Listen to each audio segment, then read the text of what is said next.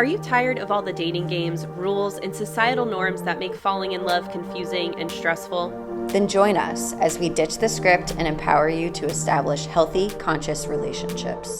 This weekly podcast breaks down popular dating reality television and educates you on healthy versus toxic dating habits.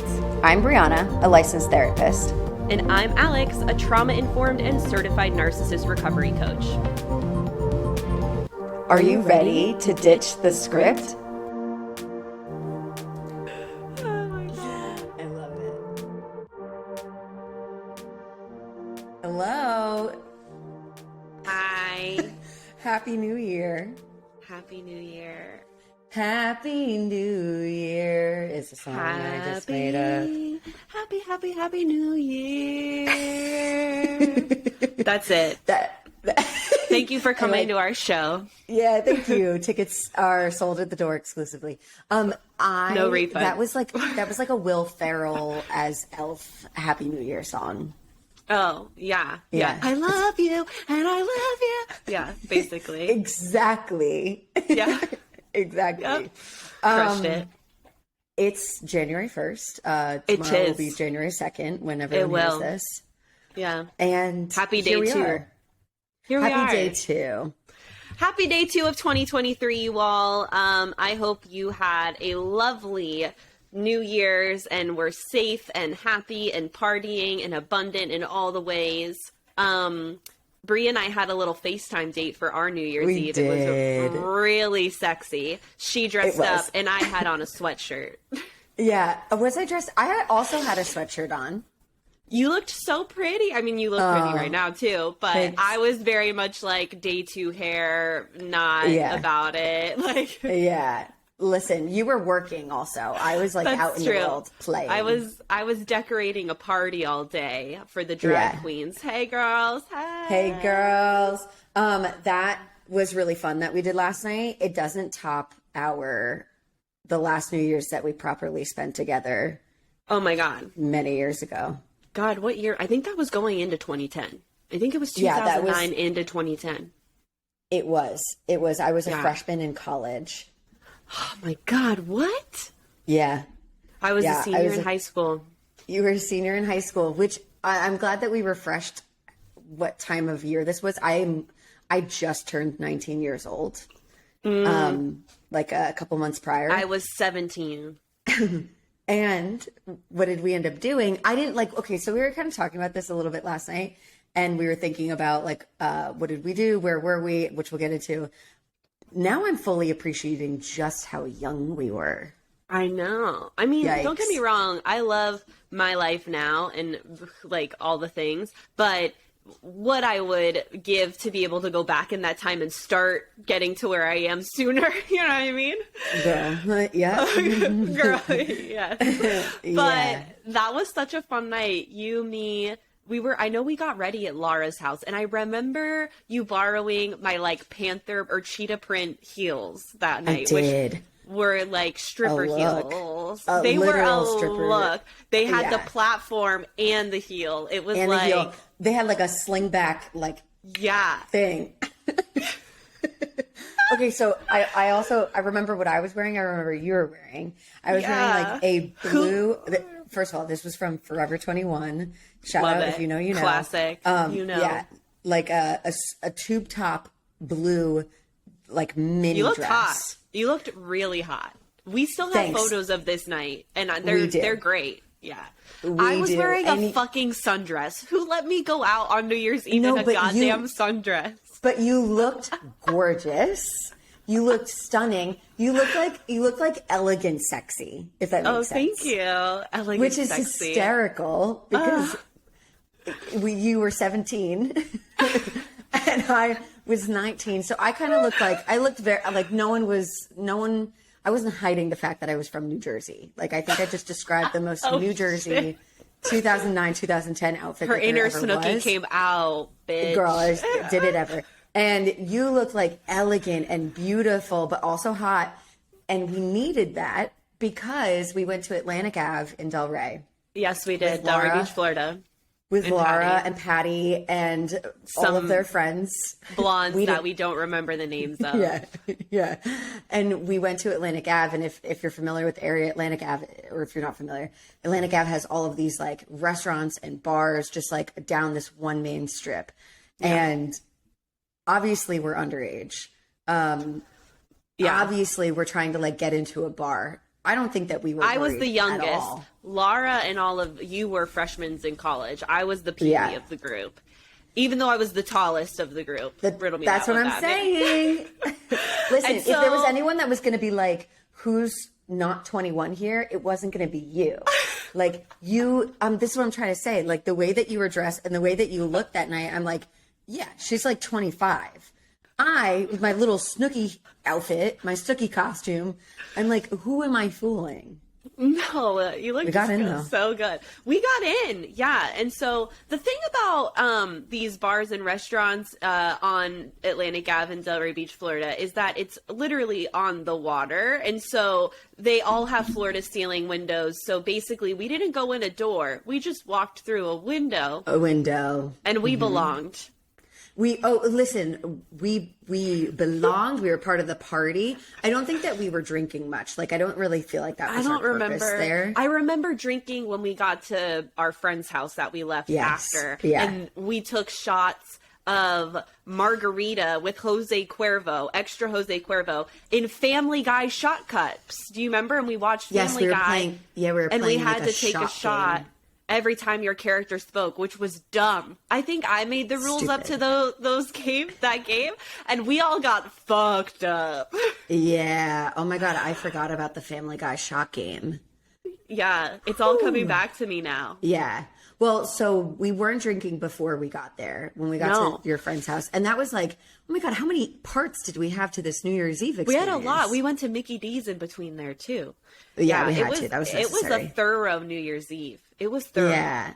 It was thorough. Honestly, like, it was very, like, I was really grateful to have it because it felt very classic. Like, you're doing New Year's. yeah, yeah. In which We now went out, doing New Year's is means FaceTiming. and looking at your galaxy light on the ceiling. Yeah, which I have actually set up today, so it's a Beautiful. vibe. And It's a I'll have vibe. to send you a video because I got all the colors. You know figured what I it mean? out. Oh, good. You Good, can good, also good, make good. your own color setting. Yes. Yeah, You I can, was like fucking pick around whatever with color it. you want. Yeah, yeah. You can make a combo of colors. Yeah. This is what I'm saying. This is the evolution of like New Year's when you're 17/19 and New Year's when you're 30 and 31. Yeah. You Yeah. know? You couldn't have been 17. Yeah. You had to have been 18. No, I was 7. I turned 18 in March, In so it that was right March. before. Ooh.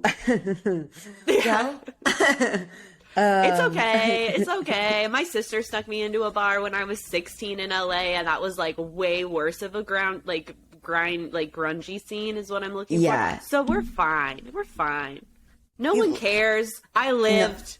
You lived. We're okay. Yep, we sure did. We sure did. We were absolutely living. Was this the same? I think this was the same trip that you and I went to Disney a little It bit was. later. Wow. I think it was before. Was it later or before? Did we go to before? I think But it was like before. the same like winter. It was. winter time. It This had to was have been because Waffle you would have Stick gone to Boy. school. Waffle Stick Boy. Listen, Waffle Stick Boy. If you're unfamiliar with Waffle Stick Boy, you have to listen to our first or second episode of this podcast where we get into it. Oh, Waffle Stick Boy. God, I wonder what he's doing with his life now. Probably not rolling waffle sticks for Ghirardelli hot I chocolate. really hope not. That, Yeah. you know, he's probably, He's probably 30 happily married and with children. to Waffle Stick Girl. To Waffle Stick Girl. So happy Or for guy. you guys. He Or could be- guy. He could be married to This Waffle is Stick true. Man. Yeah. Who knows? Who knows? Whatever. He met whatever someone you, on. Yeah. He met someone on we Pleasure support you. Island. We love you. He met someone on Pleasure Yeah. Island. He did. Yeah, absolutely. He did. There's no way around Good it. times. Good times. Yeah, absolutely. What you doing? Making waffle sticks.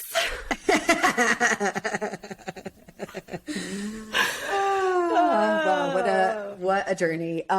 So anyway, we were hanging out last night, and this is going to be a secret between the two of us. But Alex and I were we'd invited ourselves to do a ritual at night because we got off like before midnight because Yeah. we're old. It was And- 11:30 Eastern, 8:30 for me, Yes. which is my bedtime anyway. Let's be clear This is here. perfect. Yeah, It this was perfect. So I started to wind down, and I should have burned some Palo Santo. I'll do that today. And yeah, and so we agreed on a ritual. Did you do it? Of course I did. Did you? Yeah, me too. There was, by the Virtual way, high there was five. no virtual high five, Boom. ritual high five. Yeah. There was no pressure to do the ritual. It was more of a, we're just going to check in and did it happen or did it not? Yeah, and we both completed the assignment. Yeah, we sure did. Done. In more ways than one. Okay. Yeah. Oh, I had an intro topic that I wanted to ask you about Okay, before let's we talk get about into it. Love Is Blind season 3. Oh God. I wanted to ask you, this seems to be like a very polarizing discussion. The statement, not the statement. What do you think about couples who don't share a bed together? In Oh, their I think it's cohabitation? great. Oh my God. Are you kidding? I want it. I want that. Agree. I Are agree. you kidding me? Yeah, 100%. I think that this like idea, first of all, let's like take it back to period times, like early 1900s. It was actually normal for the husband and wife to have different rooms, and they called them dressing rooms, and then they would choose to Yes. sleep together when they felt like it, right? Yes. So it's not something that's like unheard of, right? I think this idea that it's a reflection of something negative happening in your relationship is complete bullshit. I think for the majority of people, having opposite bedrooms and being able to really sleep well, have the space you need, not fight over blankets. For me, I'm a light sleeper. My last partner was a fucking insane snorer. And so it was a challenge. Like I had to navigate that. So I think for circumstances like where it's better for your relationship, if you don't have issues sharing a bed with your partner, this doesn't Yeah. apply to you. But if it's something that you think would be better for the happiness of your relationship and your own mental health and your own physical health in general, In a lot of fucking cases, go yeah. for it. Go Yeah. for it. Who the fuck Thank you. cares? Yeah. Seriously, it gets such a bad rep. And so while we're exploring the benefits and the positives of sleeping in separate bedrooms or sleeping in separate beds as a couple, we don't necessarily mean to say this is what should be the case. This should be the norm for everyone. No. It is okay if you still choose to like sleep in the same bed and that feels very comfortable for you and you sleep better and Yeah. that's how you connect. All of those things. That's really great. We're just trying to like destigmatize the idea Yeah. of sleeping in separate beds, because I think what tends to be the assumption when people talk about like, okay, sometimes couples go through a rough part. Maybe they didn't start sleeping in separate bedrooms, but they go through a rough patch. They sleep in separate bedrooms, and then they start to realize, oh, I actually sleep a lot better. We're still working on our stuff, but I actually sleep a lot better. And I think people hear that and they're like, well, they're not sleeping in the same bed yet. And it's like, that doesn't have to be the goal. No. It really doesn't. No. I really think that it's important to be able to debunk that and explore what, if it feels good to you. And like you said, for your mental health, for your physical health, if it feels good to you to be able to sleep in separate bedrooms, that is probably going to help your relationship a lot more. Huge. Yeah. Now, you also do need to make time and space to facilitate intimacy in your relationship. Yeah. If intimacy is important to you, if sex is important to you, you can also be intimate in a lot of ways outside of sex. But like, you're not going to be sharing that like time alone every night, which sometimes gets old anyway.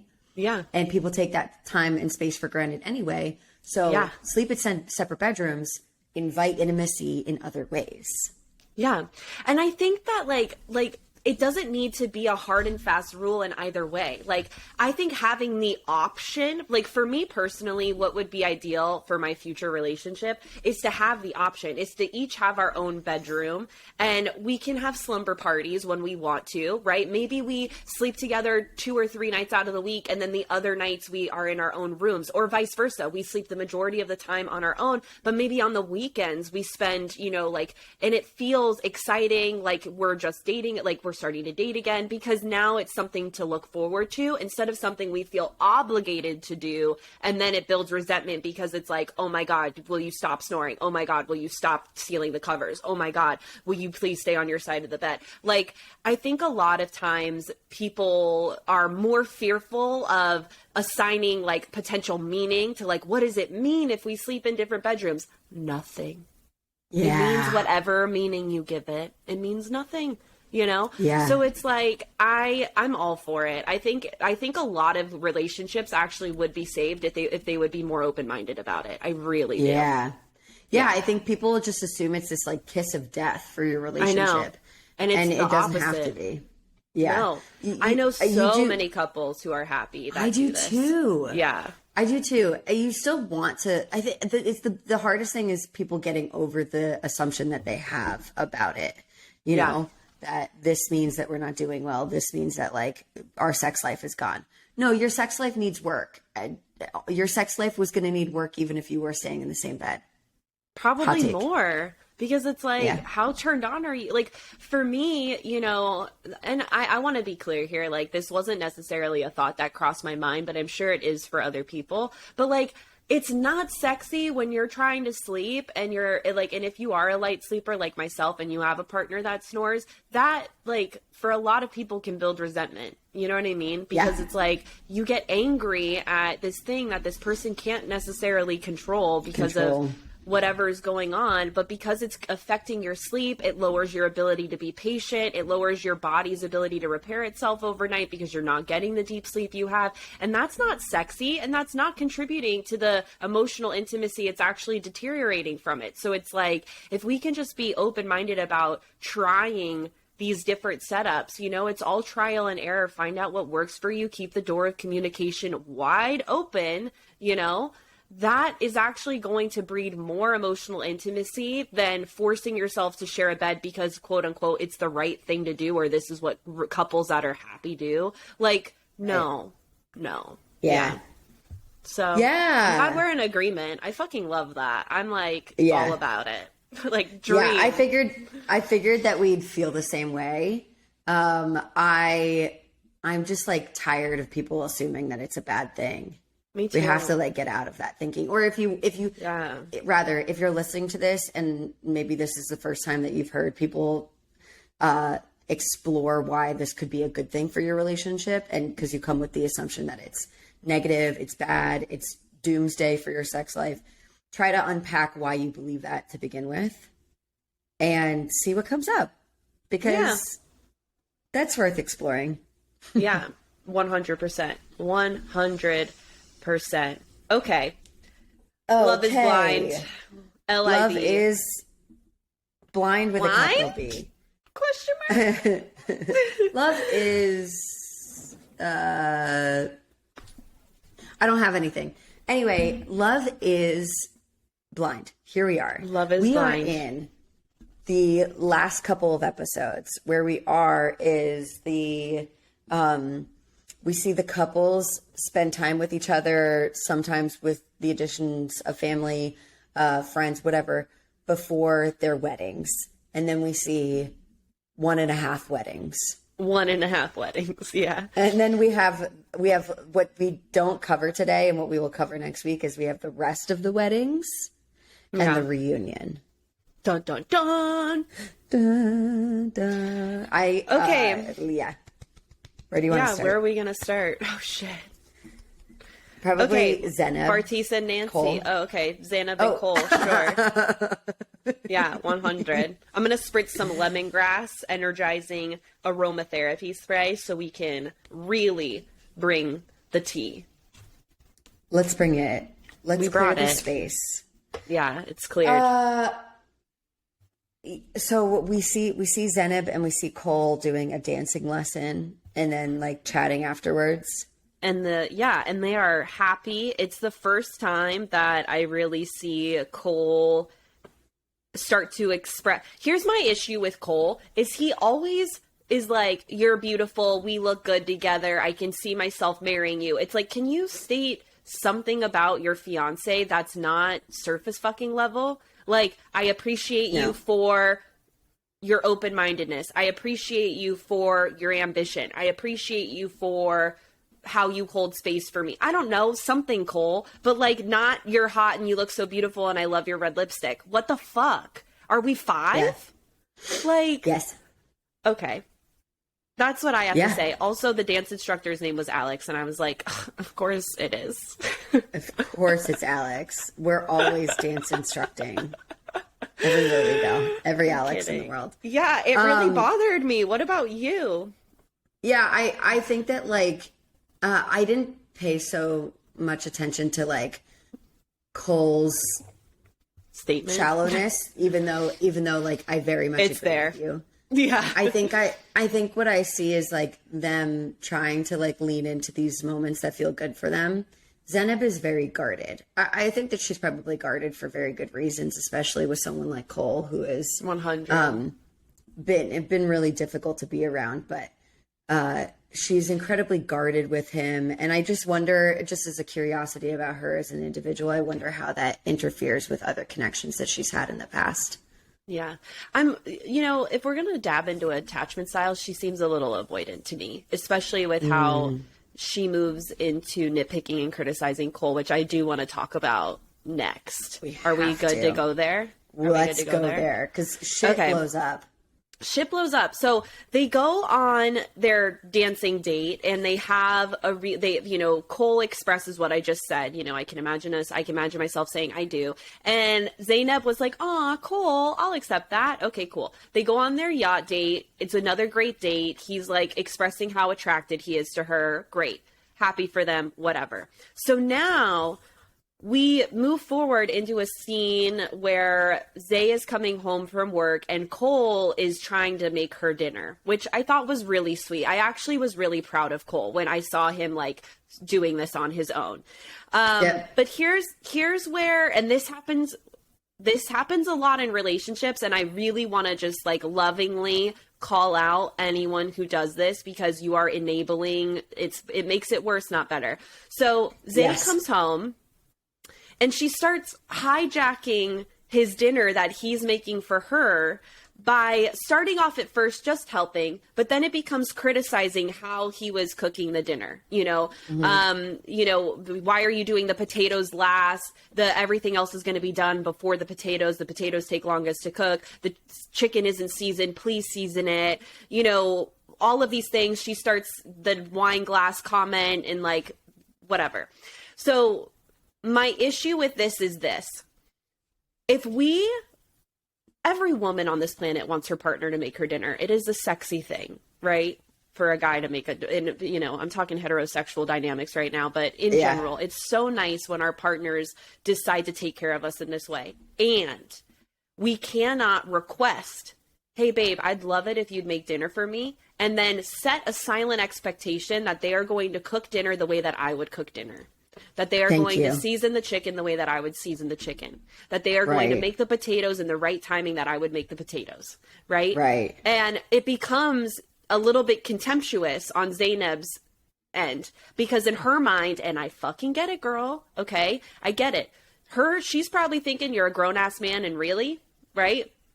But the issue is that, again, you cannot make the request and have a silent expectation or think that because of someone's age, they are going to do something in the way that you would do it. And so when if we are going to make the request, our job is to show appreciation first and foremost. Thank you so much for doing this. I really appreciate you wanting to do this. And just, I really wanted her to just accept it. Deal with the bland chicken, add the salt and pepper once it's on the plate, girl, if you need to. You know what I mean? Give him a win. Give him a win. Yes, exactly. And then at the end be like, this was such a great start. Next time I cook dinner, why don't you help me? And I can show you some tricks. Like, make it fun and playful and something that you're building each other up on, not cutting each other down because they aren't meeting the standard that you have set silently. It was like nails on a chalkboard for me. And then it turned into this whole argument. So before we go into the argument, I just want to open the floor. Like, what did you, anything you want to add to that? No, I felt the exact same way. It was hard to watch. And while I agree, like the way that Cole is doing the way Yeah. that he's doing dinner doesn't make any sense. But also he's in these very early learning stages of Exactly. like taking care of himself, and he's trying, he's making an effort, he's trying to do something for them. And she slipped into what she typically does, which is like make a comment, make a criticism, like redirect. It was all very condescending. And so what I was just feeling is like, while I would agree with some of her points, I didn't find that her making these points in this moment were incredibly appropriate. And I could just feel what that must have been like for Cole to just be making an effort and then feel like, what's the fucking point? Yeah. What's the point of doing any of this? So I understood that while they sat down and they started talking about what was just going on, Cole made this very important like call to bring awareness to the fact that it doesn't feel like Zenab really even likes him. And I agree with Cole. I don't think she likes him. I think that it's very hard to be around him, and she's working off of this emotional connection that she built early on, that she feels like tethered to the love that she has for him. And yet it's so hard for her to be around him. He's just like, this is who I am. This is where I am right now. Like, like if you like me, if you love me, first of all, I don't really believe you. And then why do I feel like this? Yeah. Why does it feel bad? And then Zay, I didn't like how she kind of slips a little into gaslighting, where she's like, how can you think that? How can you think that I don't like you? How can you think that? And I was like, and it wasn't a genuine, because like, let me be very clear here. This is where gaslighting gets really hard to discern, right? Because there's a difference between, baby, can you help me understand how you feel that I don't like you? Can you please? I want to understand so I can make it better. That isn't gaslighting. That's like, please help me understand. I want to know what I'm doing and how that versus, and I don't feel like that's what Zay was doing. It was more like, how can you say that? How can you think I don't like you? If I wasn't here, then I wouldn't like you. You know what I mean? The fact that I'm even here still means that I believe in it still. And it just felt super invalidating for what Cole was trying to communicate. And so then he says something that is never helpful, and he puts his foot in his mouth, and he says, are you bipolar? Yeah, which was truly one of the dumber things I've heard on this show. Yeah. And a part of me gets why he reached for that, is because now he's trying to protect himself, and he's trying to bring her awareness to like how she switched. Cause she walked in the door and was like, oh my God, thank you so much. This is so sweet. Let me help. And was like, it was great at first. And then all of a sudden, by the time we're at the dinner table, she's like really passively aggressive, angry, has been condescending and contemptuous towards him during the rest of dinner making. And so I get why Cole said it. Was it smart? No. Was it mature? No. No. It clarifies that, I believe you. Like he's trying to protect himself. He's also trying to do what he can to explain why this feels like a switch. But it does not clear anything up for Zenab. And it only clarifies that he has no idea what being bipolar actually means or looks like. He has just no fucking idea. It was a total misuse of this word. And it seems like he kind of got that, though he still doesn't actually understand what it means. And he didn't take responsibility for it, because he called it, he's like, I didn't mean to say a petty comment. I guess it was a petty comment in the moment. But really what I felt Cole was trying to say was, babe, it's confusing to me that when you came home, it seemed you were in a great mood. And now by the time we made it to dinner, I feel like you're really angry with me. What's going on? Which, by the way, still is not what bipolar means. Like, people really don't get this shit. They really don't get this shit. But it's just like he needed to actually explain what he was feeling, what he experienced with Zenab. And that would have maybe gotten across a little bit more. And I really want to highlight this, because we've talked about this before on this show, but this is exactly why when we are in conflict with our partner and we are feeling some kind of way, the power in the I feel statements is uncanny. Because when we start focusing on logistics and what the facts are, like you came in and were happy, then you started helping me with dinner and was not happy. Like that is not helpful here. Because you relaying back to Zay what she did or didn't do isn't the point here. The point here is how what happened affected Cole, right? So it's like, when we are in conflict, you are going to make way more progress when you're with your partner if you can say, hey, baby, I feel really uncomfortable right now because after making dinner, I feel like you're a little upset with me. Are we good? Like, I just want to check in with you, you know? And it would have provided an opportunity. And this is where I'm like, I don't know if Zay would have responded in the way that she was really feeling, because what Zay was feeling was, you know, I have this understanding that at this age, we would be in the kitchen cooking a certain way. And really what needs to happen here, and I don't know if Zay's willing to own this, is she needs to understand that her standard isn't automatically what other people's standard is in the kitchen. And I don't know if she can own that, you know, because that's really what was upsetting her. And it was all a Zay thing. This was kind of like, you know, like Zay made this argument happen by her own ego kind of getting in the way here. And then it catered to Cole saying the bipolar comment, which was just inflammatory at that point. Yeah, so, right.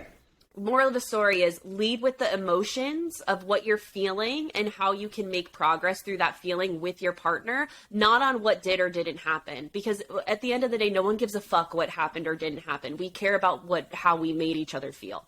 So, yeah, it was bad. It was a train wreck. It was a train wreck. And then because of how Cole switched in this conversation, Zanab got up to leave, Cole freaked out, and then the two of them sort of reunited under the guise of like them both being here. Like Cole was like, I didn't like that you left, and I just like, I want you to be here. And Zanab is like, I'm still here, obviously I'm still, it just, nothing about their relationship makes sense. No. There was no resolution. It was just conflict. And then we're going to sweep it under the rug with I love yous and let's get married, because that feels good to focus on this fantasy, right? Like, a lot of people think getting married will solve problems. It is in fact the opposite. And so if I'm watching Cole and Zay, it's literally like two trains. It's the math problem coming at each other at 80 miles per hour. What's going to happen? It is the math problem. It is. It's like, oh my God, because if they were to get married, which I don't think they will, but if they were, this is going to become 10 times worse, not better. So those of you who think same thing with having babies, if you think getting married or having babies is going to make your relationship more stable, you have another thing coming. I just think that they are a couple that are such a good example as to why we should not be fighting so hard for a relationship where we clearly do not feel good with each other. We don't feel good. Like, so many couples hang on because of whatever the origin of love was. And they are just like, we're hanging on. When your relationship looks like theirs, Cole and Zanab's, they have nothing going for them. As far as I can see, they have nothing going for them outside of their shared faith, and that's it. And that's sexual attraction. Right? They have like no other, and it's not even about having anything in common. They add nothing to each other's lives because both of them are a tougher and more vulnerable in a tender way version of themselves in their relationship together. They are like on guard. They are at the whim of being attacked. Like, it's just bad. You can see Cole continue to look worse and worse and worse. He looks tired. He looks fatigued. He looks disheveled. Like, he looks really unhappy. Even when he talks about Zanab, like, he looks unwell. Yeah. You don't need to hold on to it for that. Yeah, and this is why, like, there's this stigma that goes around that on social media that's like, don't use the word toxic. And I think toxic relationships is a totally fine phrase to say because of the the toxicity to the physical body that can occur in these dynamics, which is what you're describing with Cole. It first starts with like insomnia, but it can turn into IBS and other issues going on because when you're in that state of stress for a prolonged period of time, your body is living in a survival mode. So of course it's not going to give a fuck about digesting your food properly. It's too busy being on, oh my God, my partner's a tiger, lion, bear. Oh my. So Stress it's alert. like, it's always, so I don't, this is why we need to take the people that we spend the most time with in our lives very intentionally and choose them with, consciousness, because of this dynamic that can go on not only with our mental health, but our physical health too. So yeah, it's one of those things where the fear of I have to start over, I think keeps a lot of people in relationships, because the fear of starting over does sound exhausting. Like I have to explain to someone all the shit I've been through, all the lessons I've learned again, how I function, what my pet peeves are. I have to do all of that over again. But I can promise you that doing all of that over again is going to be way healthier for you than staying in an unhealthy relationship where you're quite literally on the edge of your seat all the fucking time. Like, it's not worth it. No matter how great the sex is. No, like you do not need to be with someone just because you love them and have love for them. Like if everything else is going sour, like now get out. Yes, I do want to say something that I think has been normalized with men, and I want to call bullshit right now, because I called Zay out for all her shit. I want to call Cole out for something he says other than the bipolar thing that I'm like, fuck you, okay? Yeah. And Zay kind of got fuck you too. And it's I want someone who's sweet and unassuming. Ooh. Fine, go find someone who's sweet and unassuming. I agreed with what Zay said.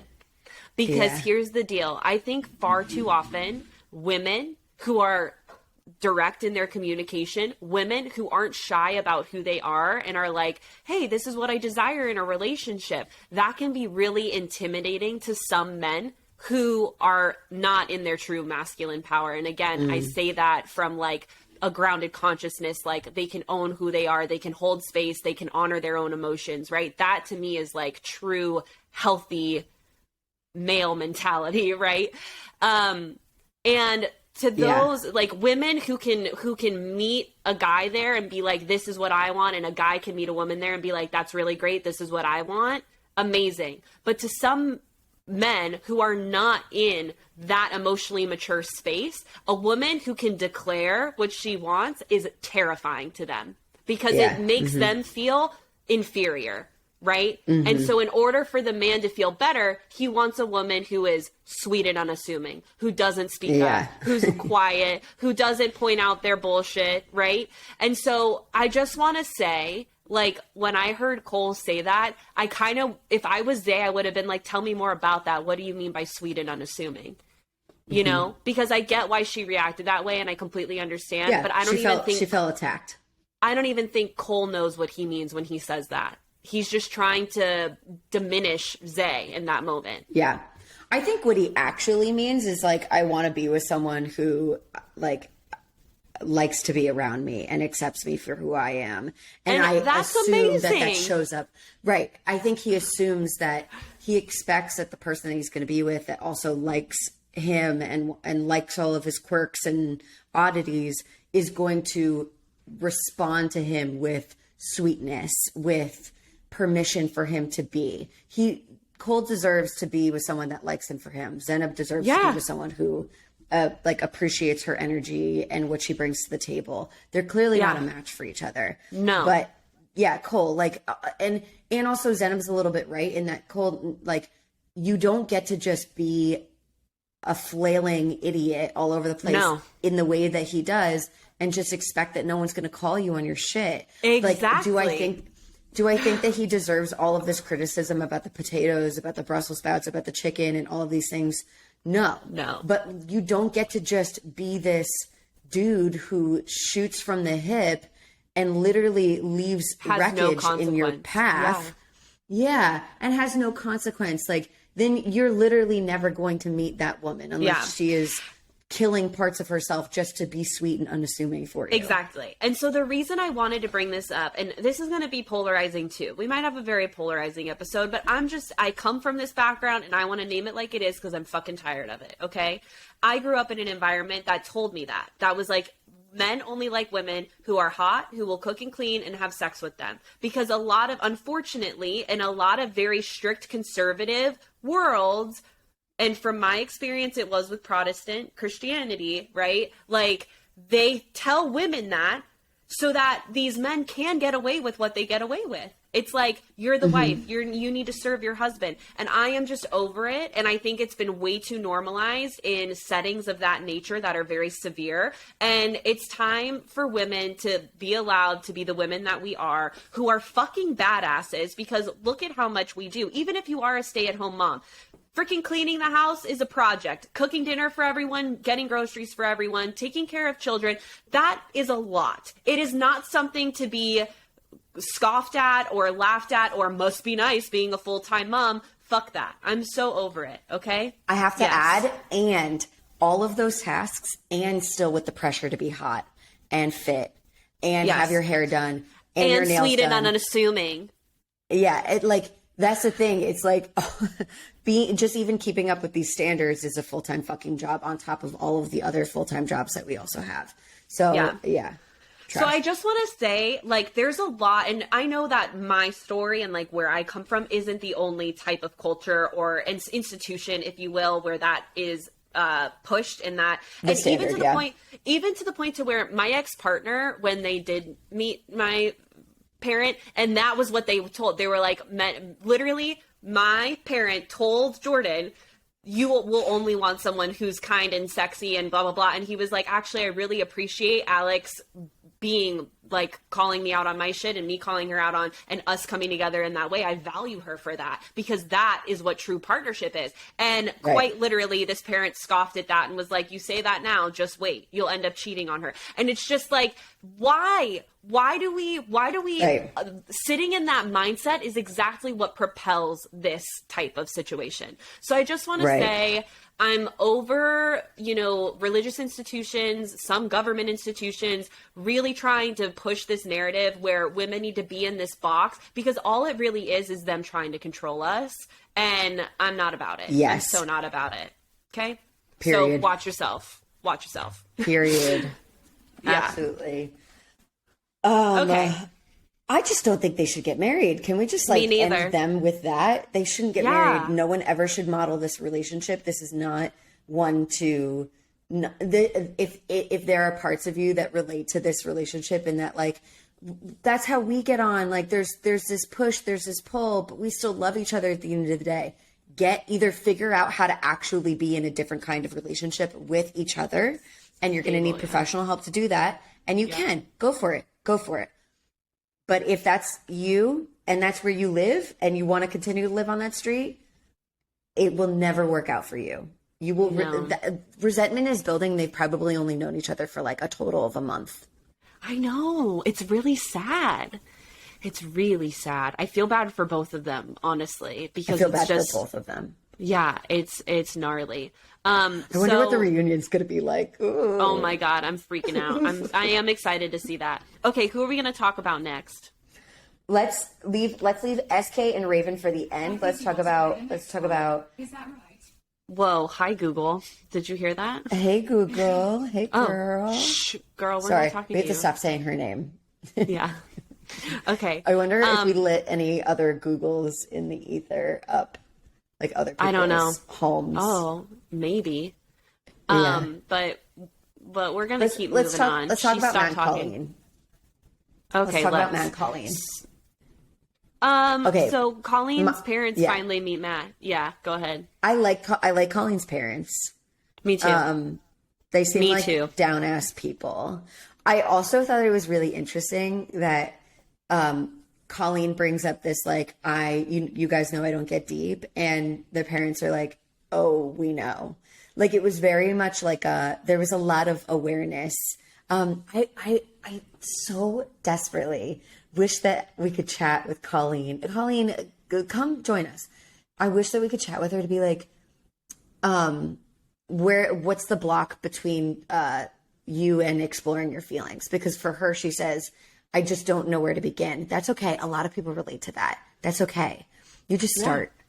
You reach a lot for of what's people right don't there. even a lot of people don't even know how to label I didn't. I used to not know. God, I was 16. One of the best psychiatrists I've ever had in my life. And he was helping me. My parents were going through a nasty divorce. There was a lot of other shit going on clearly in my life.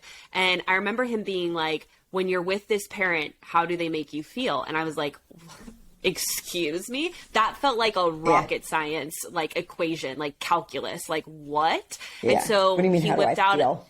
Yeah, he whipped out a feeling wheel, and that's a tool I still use to this day. Mm-hmm. And I was surprised. He was like, I just want you to look at this and circle the words that you feel when you think of being around this person. And embarrassed was one of the words that came up. And I was shocked by that because I couldn't articulate that, but that is exactly how I was feeling. And so for Colleen, I'm like, baby, start there, girl. Like, go on Google Images, get a feeling wheel, and just start there. Like, how am I feeling? Let me sit and identify the words first, name it to tame it. And then we'll be able to like get through that with our partner. But what I thought was really interesting was the low key argument, like disagreement between Colleen and her parents. Cause she was like, well, you guys aren't like that. And they're like, yes, we are. And here's where I think this issue is. And I so wish I could be there with all of them. I think Colleen's mom and dad with each other share their feelings. I do not think they have modeled to Colleen how to share her feelings because we are all monkey see, monkey do. So if our parents don't have the ability to sit down with us as children and be like, I'm feeling this way today because of this, and this is how I'm going to take care of myself. Can you give me the space to have a bubble bath? I'm going to put your dinner in the fridge, heat it up when you're ready. Like, you know what I mean? Yeah. She probably didn't get that because that's so often I think parents love to blame their children for like, where did they learn that from? Who taught you how to do that? And it's like, come on, y'all, look in the mirror. Yeah. And it's like, so I thought it was, I thought it was interesting how when Colleen said, well, you guys aren't really like that. And they were like, yes, we are. Like they got defensive. Yeah. I'm like, well, maybe I kind of wanted to be like, maybe you guys are with each other, but how often are you sharing your vulnerable into like moments and emotions with Colleen and modeling to her how to express that? Yeah. I don't think she got that. Yeah. Yeah. I wonder if her parents do that privately and they like sort out and they have those discussions, which they seem to have a good relationship. Yeah, they do. They're like, they're on the same wave. This is interesting because it also brings up a conversation about boundaries. It is really, I believe it's really important for parents to be able to have some of their relationship conversations publicly within their family, their household. You want to be careful to be choosy which conversations you're having in person, but like if you're a couple, if you are parents and you're navigating a recovery conversation and you have the skills at this time of your life and relationship to do it without violence, without animosity, without all of that big yelling, nonviolent communication. If you can do that, have this in front of your children, no matter what age they are. You don't always have to be like, let's go deal with this behind closed doors. Let's not do this in front of the kids. If you're talking with each other with respect and you're still navigating a conversation, that will serve your children for the rest of their lives. Yeah. And Matt has the same issue because he eventually admits, like, I don't know how to argue, I just run. Most likely because his parents never demonstrated the conflict resolution skills. Most likely because they don't have them themselves, or like Brie is saying, they did it behind closed doors and Matt never got to see what that's like, right? But, they both, so we have two people trying to get married who lack conflict resolution skills or lack the ability to share emotional intimacy, and vulnerabilities. And so we're seeing how tumultuous that is the number one factor in why this relationship is so volatile. Yeah. So this is why studying human behavior is so fascinating to me, because if we don't know, we are a species of monkey see, monkey do. We don't teach our children how to walk. They just start doing it from pure observation. It is the same with everything else. The way you speak to them, the way you speak to others, they are hearing, they are observing. And it's shown statistically that children will do what you do way more than what you tell them to do. Okay. So if you are not modeling what you are trying to teach them, it ain't going to happen. Yeah. So, yeah, I just, I thought that was a really interesting discussion. Yeah. I thought that it was laughable. I thought that it was laughable that Matt calls their fights that they've had so far as stirrups.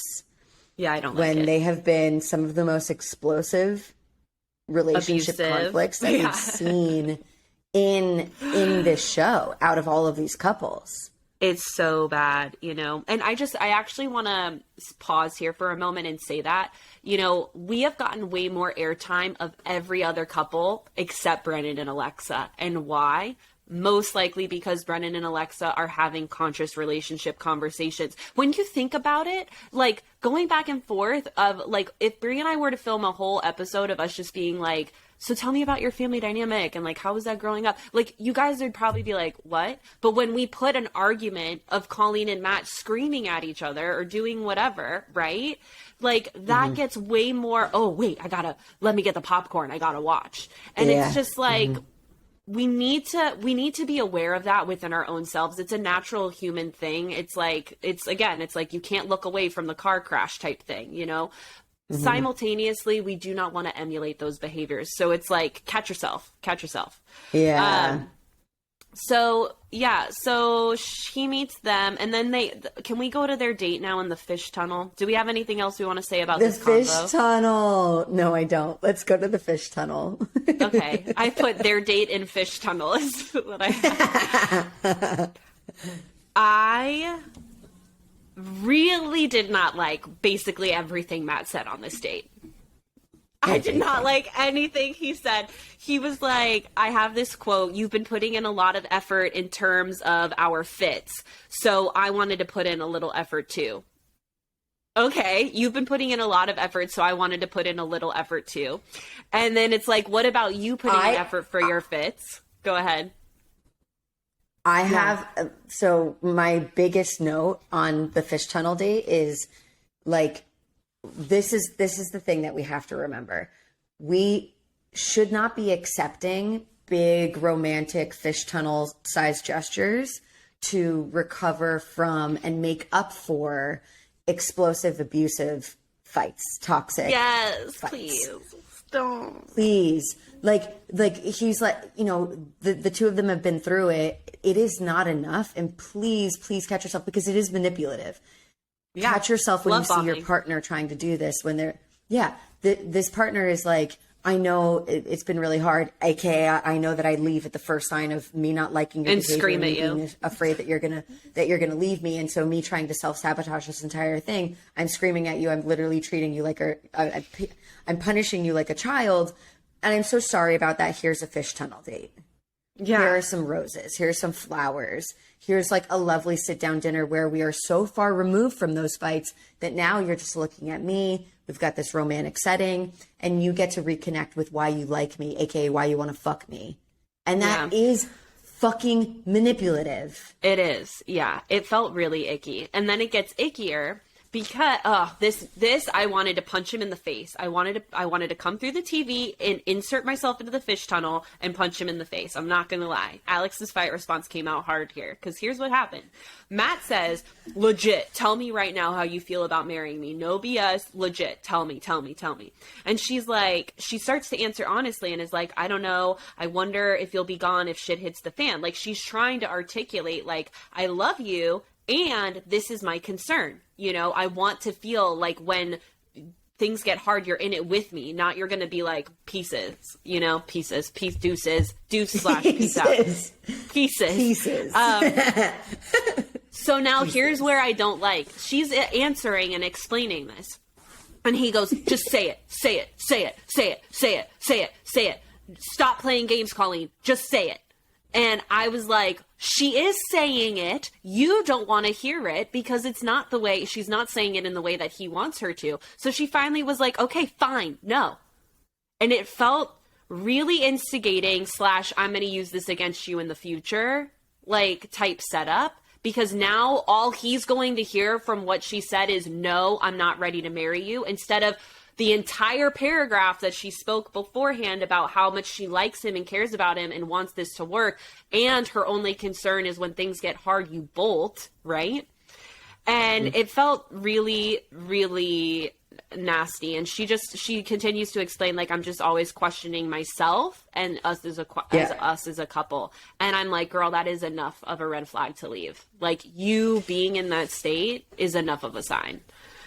Yeah, I totally agree. I thought that he got really intense there. He's always so intense. He's the minute that a conversation is not going a way that he likes. I have not seen Matt like take like a receptive seat ever. And like ever when it even especially with his guy when it's just friends, he's intense. Mm-hmm. Yeah. Yep.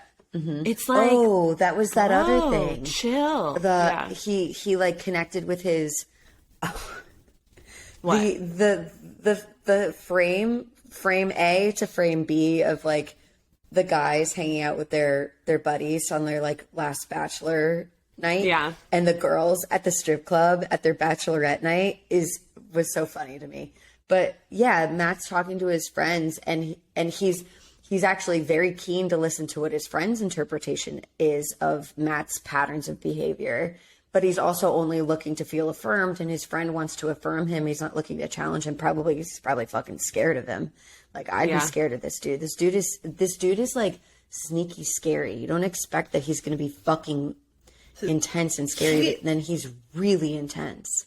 Yeah, he's somewhere on a spectrum of some sort, in my opinion. Like, I'm not gonna lie. Like, he's somewhere on a spectrum. I want to say the N word, narcissism, not the other inappropriate N word. Yeah. Yeah. Sorry, I call it that because I'm so hesitant to like, you know, just throw that label out there because I think that that's something we do way too much. But again, the pattern of behaviors that we're seeing with Matt is he cannot take feedback, he cannot apply feedback, and he's not open to hearing or receiving any kind of constructive criticism. It's just, fuck you, I'm out. And there's that's not normal in the sense of normality, meaning consciousness, grounded, you know, healing, normalcy. Did I explain that okay? You did absolutely. I'm trying to remember what his friend had said, but it was basically just making it was trying to make a point about why Matt runs. But I just think that Matt really needs help. I think that Matt really needs to heal and recover from his relationship ending in the way that it did. My note from this bachelor party with Matt is Matt's telling his friend he keeps overreacting and doesn't know why. Trauma. He says he doesn't know how to argue. He runs away. Trauma. That's what I have in my notes. Exactly. Like, this kid has so much unresolved trauma, and he is so oblivious to the fact that he even has trauma with him, like that he is carrying. And this is something that, bro, I fucking feel you, because me too. I did not think that what I went through in my childhood was abuse until I was out of the household for years and started educating myself on what abuse and trauma actually is, right? And so, you know, we've seen Matt's family. We see how put together his family seems. And simultaneously, trauma doesn't just happen to you out of the womb, right? Matt did not come out of his mother already explosive anger. So where did he learn it? Where did that develop as a coping mechanism? And that is what needs to be unwound for this guy to be able to be the best version of himself. Now, whether or not he's willing to do that, I don't know. Doesn't seem like it at the moment.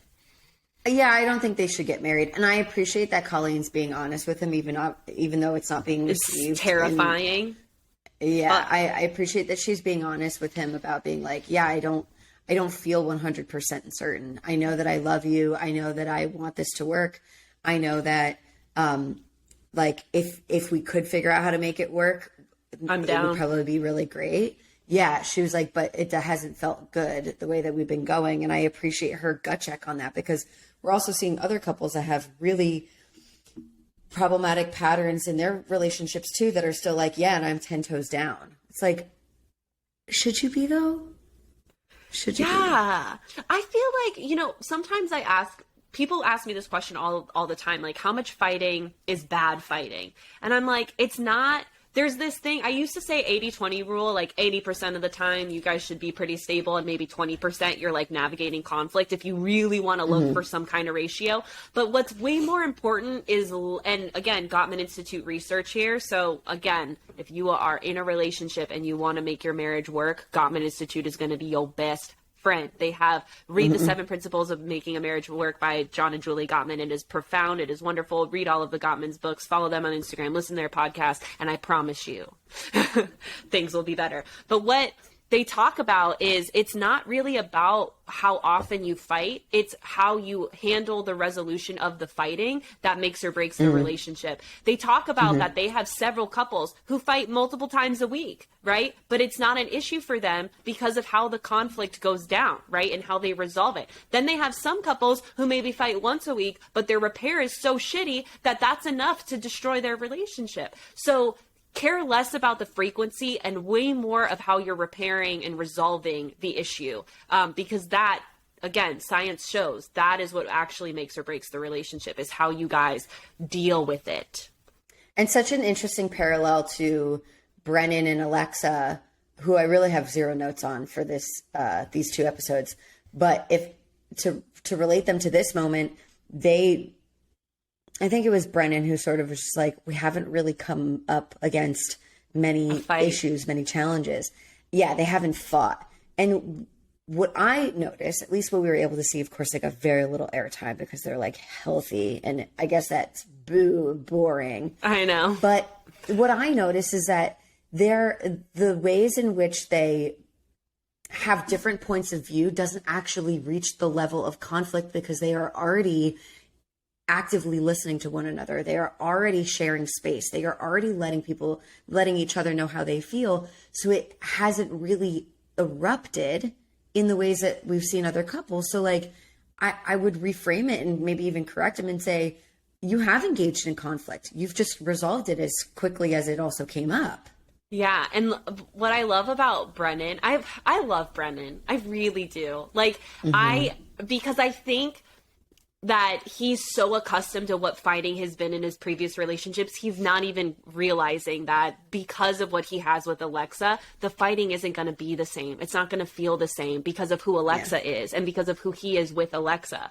So it's like, it's one of these things where, and this is why I think, I believe that regulating your nervous system is so important, is because if we get so accustomed to what fighting is, quote unquote, supposed to be, or how it usually is, we will subconsciously start to try and bring that pattern into our relationship, which is why I love SK saying to him, don't go looking for it though, because it's so true. It's like when we are so used to, and I remember feeling this way, like I used to equate the drama of a relationship for love. And so when I was in a stable relationship, I remember being like, should we be fighting more? Does this mean we don't really care about each other? Like, oh my God. And it kind of made me panic a little because it was secure and I didn't have to wonder where I stood with my partner. And so I'm seeing that with Brennan and Alexa, and thankfully they're way more healthy conscious than I was in that point in my life. But I have so much, excitement for them if they just continue doing what they're doing, because it's already working for them. Yeah. You go. Go, Glen Coco. Let's talk about Nancy and Bartise. Okay, let's. Here's my thing about Nancy and Bartise. Like, I get that things have shifted for Bartise. I get that towards the wedding, he feels he's rediscovered his attraction to Nancy. Yeah. Nancy is still just as committed as she ever was. Yep. This is just a personal take. Yep, let's go. I am just not buying Nancy's confidence in Bartise. Me neither. I'm not buying it. Me neither. I think she desperately wants to believe that because she doesn't want to feel rejected, especially rejected for her physicality. So I think she is trying so hard to be like, we're going to do it. We're doing it. Look at us, babe. We're doing it. We're doing it. And like trying to convince herself and them of that with that energy. I just, every time she has like a one-on-one interview with the producers, every time she's talking to Bartise about it, like the way in which she talks about her confidence in Bartise being the person that she chooses, it's hollow. Yeah. I can't describe it any other way. And I don't even really know what I'm noticing. It's like saying something and knowing that you don't really mean it. I don't feel the emotion. I hear words. Yeah. And that's it. Yeah. Yeah. I agree. I think she just doesn't want to fail. She doesn't want to deal with the rejection of it. So she's trying to just like force it to work and kind of dragging Bartise through the line. I think Bartise, sure, he's short-term found his attraction with her, but I don't trust it. It's like what happens when he goes out for a night with the guys to watch football on a Monday night or something and sees a hot girl at the bar who can talk football with him. Like, I don't know. Like, I just don't trust it. I don't see the camaraderie in their relationship like I do with Brendan and Alexa. You know what I mean? Right. Like that bond. Not even you, similar. You got me. Yeah, like the recaps that they do, the literal highlight reel of the nicest parts of their relationship. Yeah. That you get to see. I don't even really see them bounce off of each other as a couple like they did in the pods. They keep referring to it as like, and that's why he's my best friend. That's why she's my best friend. We just like that energy. And I think that the two of them, from my perspective, are really just two default. They're Tiggers, but they're Tiggers in like, that's their default. And that's how they navigate most situations. By Tigger, I mean like in Winnie the Pooh, like they're up, they're bouncy, they got energy. And, we're going. It's fun. Right. And instead of that just being a reflection of the joy that they actually feel, like a true fucking Tigger. Yeah. They're doing it because that's a performative version of coping themselves. Mechanism. Yeah. Yes. And I think that whatever energy they may still exchange from one another is actually just that.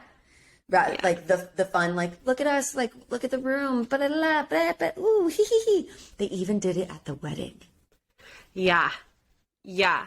I didn't like that. I did not like the beginning of their wedding with them almost like doing a speech to the crowd. Like, none of you will understand what we've been through. And it's like, okay, yeah, let's start our wedding by ostracizing everyone here who's supporting us. Right, right. Yeah. But again, I know it's not consciously done to ostracize. It's actually more to try and bargain with Nancy. Like, I'm in this with you because they don't understand us, but I understand you and you understand me. But that's my fear, is because of the desperation of trying to do that and like feel the teamwork, feel the camaraderie, create something that's not really there. Like, my personal opinion is everything for Bartise actually stopped when he saw Nancy. Like, not initially. I think at first it was fine. Maybe, let me rephrase, when he saw Raven after choosing Nancy. And I think that's when his 180 happened, because he's like, oh my God, I connected with Raven and look how hot she is. I think there's a part of Bartise that's like, what other hot women could I potentially connect with that are like Raven in that way in the real world? But meanwhile, he's committed to Nancy, who he does. There's a part of him that loves her. Absolutely. But as we've discussed all the time, love isn't enough. And Bartise said this to Nancy to her face after the second thing with the second couple outing when Andrew was there too.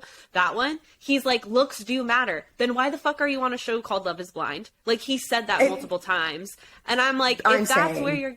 Yeah, it's like, if that's where you are, and like Nancy tried to say this, I'm never going to be your type after he said that. She's like, I love you for who you are. It hurts to hear that you don't love me for who I am, because I'm never going to be your type. That is the conversation that they still need to have. The other conversation they still need to have is the abortion situation, because I'm sorry, getting married and wanting to have kids, what are you going to do? Wait and all the way down till that pregnancy and then try and figure it out then when your time is limited and you have health stuff you have to balance?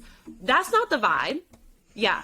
So I feel like there's so many big picture things that they have not resolved, and they're just like bulldozing to the finish line, and it's not going to serve them. I get that so many of us are avoidant out here in these streets. I understand. Conflict is hard. It's scary. I have to imagine that if I was on this show and I knew that there was a wedding that was happening on a soon approaching date, I'd be like, listen. We got to talk about honestly all of the things. Maybe we do it in series. Maybe we take breaks. But we gotta sort these things out, baby. Yeah. Like, what do we think about this? What do we think about that? We gotta get on the same page about all of these things. And if we don't, that's okay. But we will find out that this is not for us. And maybe we'll tell the producers, and the producers will let us get all the way to the wedding. But we know what we're gonna say. We know that we're gonna say no. You know what I mean? Like, what are we doing? Yeah. Why aren't we doing that?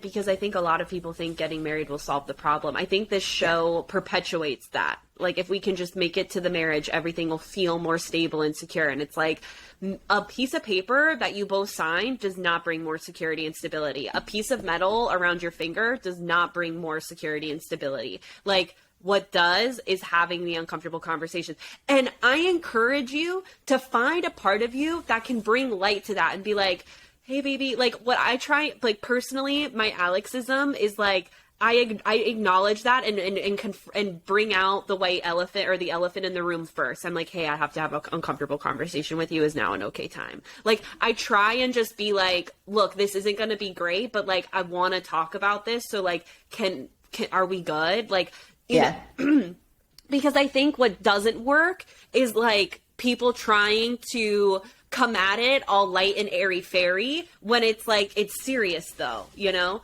And it's serious furious.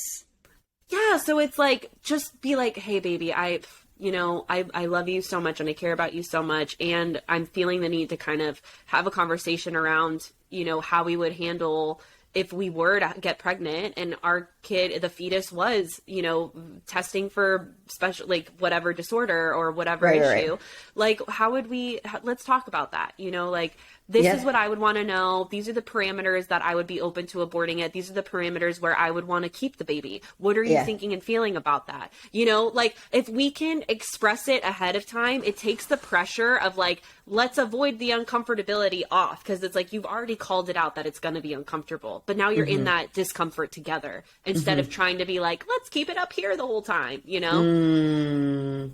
Yeah. I just feel that that's the best way to do it. You know, I wonder even if when I was just going to say, I wonder if they still recognize that these are conversations that like could be deal breakers that they have not yet had. I think I want to say this about both of them. I think they both think they will win the argument. And so they're ignoring it because they both are assuming the other person will cave to their liking. I really think that's what's going on. Absolutely. They're like, let's just ignore it because I'm going to win if we have to deal with this anyway. So all good. And it's so like, true. No. So true. Yeah. So we are left on a cliffhanger. Nancy says, I do to Bartise, and then credits roll. So we will see what Bartise says to Nancy. What's your guesstimate? I really hope Bartise says no, but they're both quite performative, I've learned.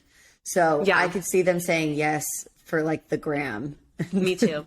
I think I want Bartise to say no for the sanctity of them both as individuals. And I know it would crush Nancy, but I know that it's good for them in the long run. Simultaneously, leading up to the wedding and how his father was like, that's something your mom would do, you know, and Bartise is like realizing how much of a catch Nancy is because she is a catch, right? Totally.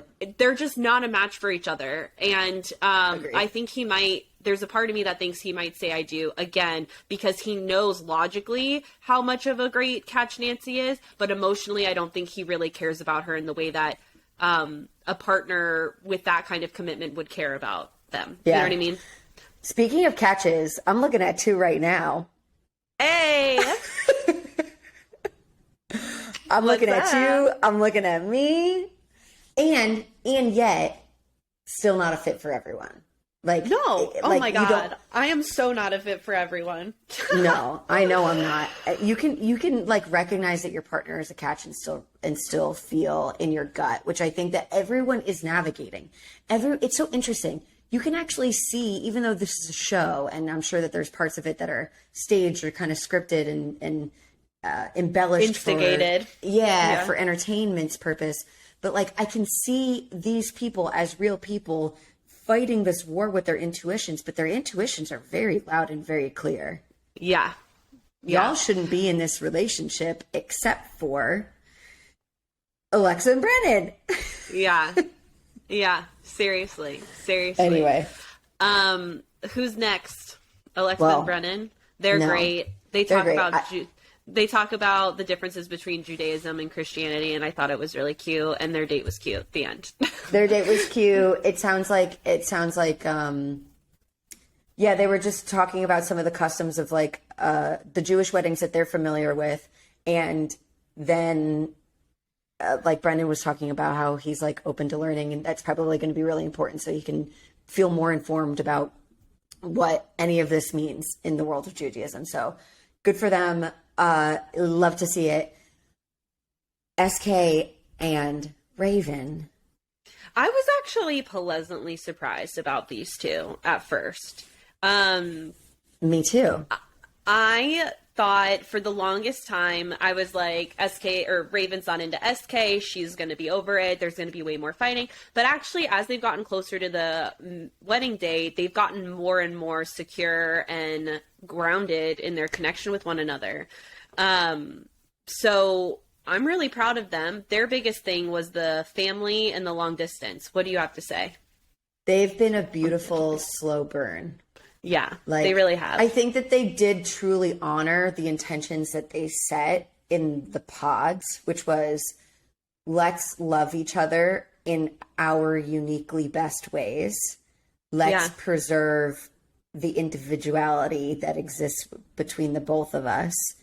And while they didn't start super connected, that those healthy boundaries and that open dialogue allowed them to continue to foster a really deep connection. Yeah. And for that, I say that they have been a really, really wonderful model of a different kind of relationship typically showcased on these shows. Agreed. I so agree. I think out of the rest of the batch, they're the second healthiest. I really do. I loved how on their little gondola dinner date thing that Raven they kind of share like what they love about each other. And unlike Cole, who's like, I love your red lipstick, you look so hot in the sunset. You know, what I loved about Raven, and I completely agree, is she's like, I love how thoughtfully articulate you are, SK. And I was like, so true. I love that about him. Yeah. And so I needed to see that. And I was pleasantly surprised that they both like really, they were kissing, they were making out. I felt the vibes. I was like, okay, here we go. Like, good for you guys. Happening. Yeah. I was so proud. So I'm really happy with them. And then they get to wedding day. Do you want to say anything else till we go? I have two other things to say. That boat moment for the two of them.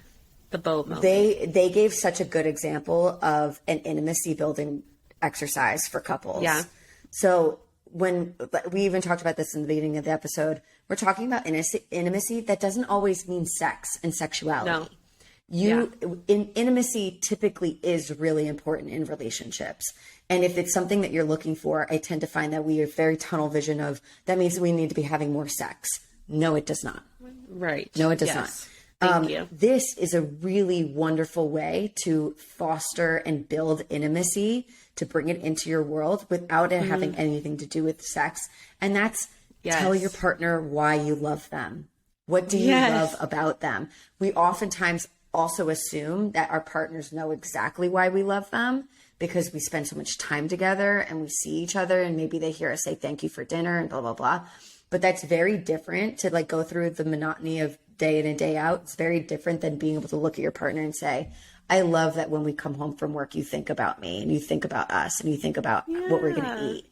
I love that, like when I pull into the driveway, you are already opening the door and you're going to come help me with the groceries. Like those are little things, but those are like it's a beautiful opportunity to really tell someone like, I see you, I feel that from you. And I don't know if you have, I don't know how aware you are of how much that means to me.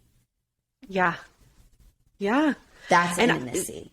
That is intimacy. And it's also positive reinforcement. And I think a lot of people don't understand, like, this is going to sound so juvenile, but like, we're fucking animals, you guys. We are no different than dogs. Like, actually, how we feel about our dogs is a secure attachment, right? When our dogs misbehave, we aren't like, what the hell, you did that on purpose. You shat on the rug because you spited me. It's like, no, I was gone all day. He pooped. I understand. I'm so sorry. Let me clean this up. Try not to poop in the house, please. Let me take you outside and take care of you. Like, we give them the benefit of the doubt, right? But then it's like with humans, we're in this posture of like, you should know better. It's like, wait a second. Really? So when we can take the time to be like, I love the fact that you helped me take the garbage out. I love the fact that when I'm having a rainy day, you know exactly what to get me from, you know, my favorite ice cream, or you're going to rub my feet or whatever it is. Like, you know, and I love that. And I value that in you, because when you can tell your partner that, guess what's going to happen?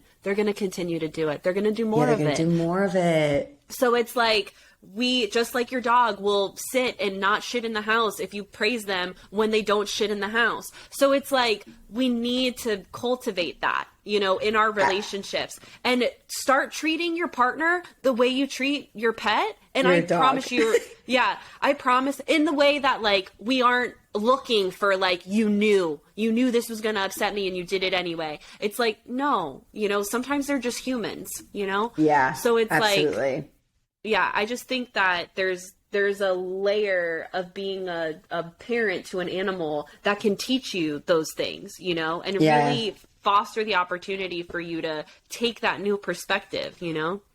Same with babies. Absolutely. Same with babies, same with children. Yeah. I loved that moment. Felt like these are two people that really see each other and have allowed the best parts of themselves to be seen by the other, and have those parts of them be celebrated and nurtured. Yeah. And I think that the two of them have learned a lot about themselves in their relationship so far in such a short amount of time too. I also loved, I love that SK, while he was at like the bachelor rodeo situation, opted out of the cattle thing. Yeah. The cattle thing. Like, I love that he was like, yeah, I don't think anything about my last day as a single person needs to be reflected in what's going on over here. He's like, that's not for me. Yeah. I loved that. Me too. And I love that Raven at the strip club, like the camera just pans to her face and she's just like, she was just like hilarious. This place. It was hilarious. It was the funniest thing that they've done in this season. And I just also love that she just owned that, like, this is not her jam. She's like, the girls, they are having fun. For me, not my cup of tea. And I just love that. She's like, I am too grown for this. Like, yeah, literally. Girl, it was funny. Yeah, they were a good match in the end.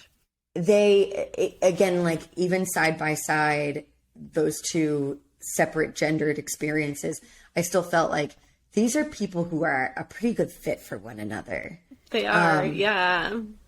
And then they go to the wedding, and the wedding is like, the ceremony of their wedding is really beautiful. It is. The way that SK talks about Raven and what they've built up until then, and the way that Raven talked about SK was so, I felt it like deep in my chest. Yeah. And they didn't end up getting married. I know. I was kind of sad. I thought they would. By then, I was like, oh my God, they're going to do it. I thought it was so cute that SK's mom, when there was a pause, and clearly there was a pause, she like was mouthing, I do, say I do. She was like, what are you doing? Yeah. I thought that was really cute. Raven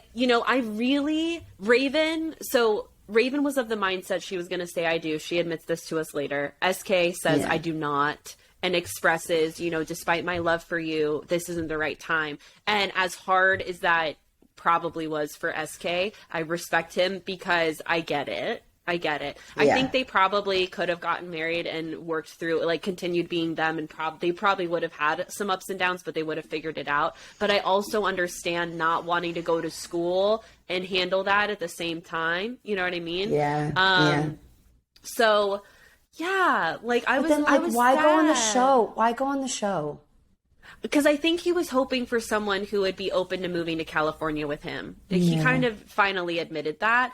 And the thing is Raven is so set in her career in Dallas, it doesn't make sense for her to move, you know? But, Totally. you know, to SK's point, like, could you be more open-minded about doing long distance, even though that's not what you want, but because you value Raven? And he finally admitted, like, I would rather risk losing her than forcing us to be in something that's going to be painful for us both. And I get that. You know what I mean?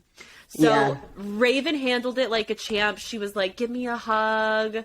You know, she was sad. She walked herself down the aisle. And then she I cried. I know. Me too. I cried too. And then his mom went in and was like, I don't understand necessarily what SK meant. But she was like, I'm sad. His mom totally wanted them to get married. I thought that was a really reparative moment. Agreed. And Raven articulated. And SK's mom were able. Yeah. Like, I think and that I it was love really she could beautiful. say that. Mm-hmm. Yeah, she even said, I love that we can do this though. And I, you know, Raven, snaps for Raven, man. She took that public rejection like a champ and never once was she like, why doesn't he love me? Like, she never took it as a reflection of her. She understood that it didn't have to do with her value. And I just want to say, like, thank you for modeling that for women across the world. Because it's like, I totally agree. I thought that was like really beautiful. None of it was performative. None of it. There was a true knowing, like, even though that had to have been devastating and not what they wanted. And it broke my heart when she was like, I was prepared to say I do today. So clearly it's not what she wanted, but there was such a knowing where SK didn't have to explain himself more in order to, help have his decision be heard and understood by her. So I love that she was able to give him that. And I really reflected on like why this also may have been like a positive goodbye. And I think that the two of them really gained a lot in their experience, even though they didn't end up tying the knot and getting married. Yeah. There's a part of me that was, and because I don't know, like, I haven't looked up any spoilers or anything, but I was hoping that they would continue to date at least and maybe in the future get married. I don't know if that happened. I don't know anything. We'll see in the future. You might know spoilers. I don't know anything. No, I know nothing. But I just was like, because they do have a really good foundation, like a really good base. So I'm just curious to know, like, if they're fond of each other enough, because it seems like they were, to continue dating, you know? I also want to say this for snaps for Raven is she was in this like villa that they rented for their wedding or whatever, for all the weddings. And she took a moment to be like, I just want to lay down. And she laid down and like met that part of herself. Instead of forcing herself to rip the dress off, take the makeup off, get the hair undone, GTFO, get my yoga pants on, let me run to my coping mechanisms. I was really proud of her for honoring the sadness and by like, let me just slow down, and like with her wedding dress on, just like laid down on the bed that was in there and was like, did not look comfortable. No, I think she was trying to not mess it up because it was a rental. I think she was trying to like not mess up the bed covers because she like put herself on the edge and was like, let me be here. But I really appreciated the demonstration of not rushing through the emotion. And that is so powerful. So many people think that if we're feeling some kind of way, the fastest way to get over it is to move, is to do something, is to be social, is to quiet. But all we're doing is we're numbing out. So, you know, so many people think the only way you numb out emotions is by substance abuse. You can numb out emotions by going to the gym all the time. You can numb out emotions by watching TV or playing video games all the time. Be conscious about what you are doing when you choose to be in these modes, right? And so I was really proud of her for not for not snapping to like, oh, well, this is what usually makes me feel better. She's like, I'm just going to be here in this, in where I was supposed to be married, in the dress I was supposed to be married in. And let me just give myself a minute to like realize and process what just happened, you know? Yeah. So thank you, Raven, for demonstrating holding space for our own emotions, you know? Like, Yeah, it was thank you. beautiful. It was beautiful. So Yeah, I'm sad. I'm I'm sad. I'm sad. I'm like a big sad. I loved them. Yeah. Me too. But I also respect it. I wonder what will happen at the reunion. Me That's too. all I'm saying. excited. I might watch this today. I know. Me I wanna watch it. I too. wanna Just watch to it know. Just to know. I just want to know, and then maybe I'll watch it again to like refresh before we like record. Okay, we talk about it. Okay, so anyway. let's move into the end of our show, which usually we call red flag, green flag, but we're gonna switch it up to what are we ditching? Because obviously the name of our show, we're ditching stuff. Okay, so the red flags are now going to be what are we ditching this week? Okay? What are we ditching? Mm-hmm. All right, what are we ditching this week? We're ditching. Go ahead. Yeah, I was going to name mine. Oh, I was going to say we are ditching clouding conflict resolution with I love yous and sweeping it under the rug. Like that we need to sit with the conflict, and yes, it's going to be uncomfortable.